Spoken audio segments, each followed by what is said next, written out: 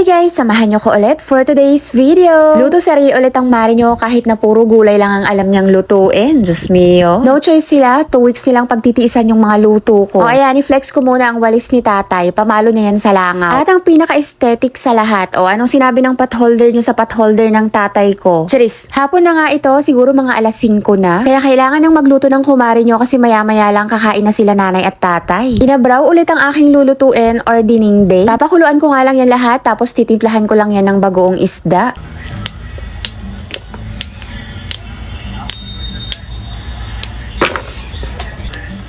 Habang nagluluto nga ako dyan, nanonood naman ng TV si nanay tsaka si tatay. Mula nga nang dumating kami, ako na yung tagaluto nila. Minsan na lang magluto si tatay pag tinatanghali ako ng gising. So ayan, halo-halong gulay lang naman yung aking lulutuin. Kamatis, okra, may sitaw at saka yung bunga ng singkamas. Tapos sasahugan ko lang ng pritong isda. Binibiyak ko nga isa-isa yung bunga ng singkamas kasi medyo magulang na. Pagbata pa kasi yung bunga ng singkamas kahit hindi nahatiin, diretso na.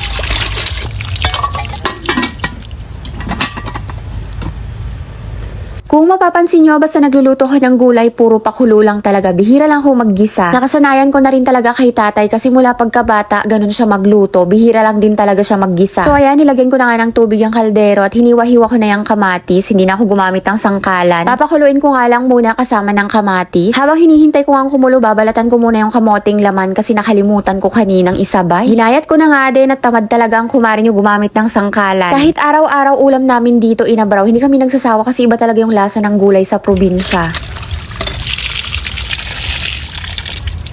So ayan, ready na lahat ang aking gulay. Kinuha ko nga muna yung antigong basurahan namin na timba. Mas matanda pa sa akin yan. Nagkaisip nga ako, timba na namin yan. Ginagamit pa yan dati pang igib, ngayon basurahan na lang. Pwede na nga atang ipunta kay Boy Toyo. Madami na nga yung basura namin. Hindi pa kami nakakapagsunog kasi hindi pa umaaraw masyado. Umulan din kasi kahapon. Dapat kasi pag nagsunog tuyong-tuyo para masunog lahat. So ayan, kumulo na kaya tinimplahan ko na ng bagoong isda. Pati lagayan namin ng betchin, aesthetic na aesthetic yarn. Nilagay ko na nga din lahat yung gulay except yung kamoting laman. Kailangan pag nagluto ng gulay dito sa bahay, dapat malambot kasi nahihirapan ng magnguya si nanay tsaka si tatay. Nakalimutan ko pala maglagay ng sibuyas, kaya ayan, dyan ko na ginayat. Marami naman kaming sangkalan pero tamad talaga ako minsan gumamit. Madami nga akong nilagay na sabaw kasi para sa amin na yan lahat. Pagkakulo, sinunod ko naman nilagay yung kamoting laman. Madali lang kasi yan maluto lalo na pag maliliit yung hiwa. Habang hinihintay ko nga lahat maluto at saka lumambot talaga sila, inasikaso ko muna yung piprituhin kong isda. Dito pala sa probinsya, hindi uso ang tagi-isa ng ulam. Isang sahog lang na isda sa isang kalderong gulay, okay na yon, share-share na lahat. Ilagyan ko nga ng konting asin yung napili kong ilagay, isang pirasong bangus, tsaka yung 2 tilapia. Ayan, ipapasilip ko sa inyo saglit si nanay tsaka si tatay. Ayan, nanonood sila ng TV.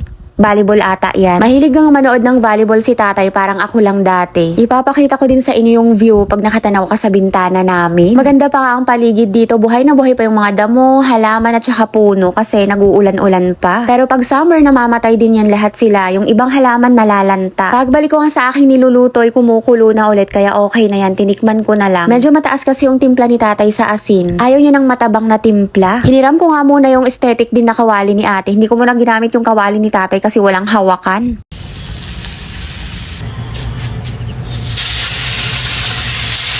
Pagkatapos ko nga magprito ng isda, sinandukan ko na nga yung mangkok nila tatay. Magtatabi na nga ako ng ulam ni nanay at saka ni tatay at dadalhin ko yung ulam kila ate at doon kami kakain. Tilapia na nga lang yung nilagay kong isda nila para hindi matinik. Share na lang silang dalawa dyan. Ayan, may tira pa nga silang nilagang talbos ng kamote. Ayan, ready na ang kanilang ulam. Kakain na lang yan sila pag nagutom sila. Doon nga kami nakikisabay kumain sa bahay nila ate para sabay-sabay yung magpipinsan. Yun lang muna guys for today's video. Agyamanak! Bye!